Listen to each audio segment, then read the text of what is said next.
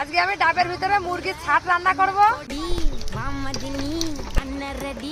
মর্দা মেচু আন্না Cody মুরগির ছাটটা এখন marinate করে নেব।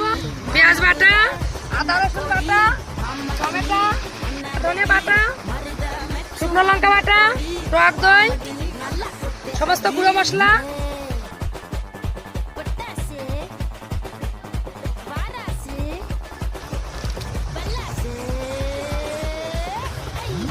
একটু জল দেব।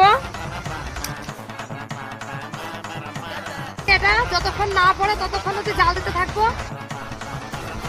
এখন উনুনে বসে আধা ঘন্টার মতো জাল করব।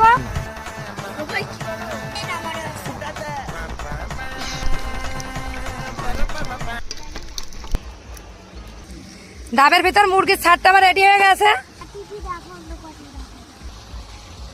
এক কথায় অসাধারণ।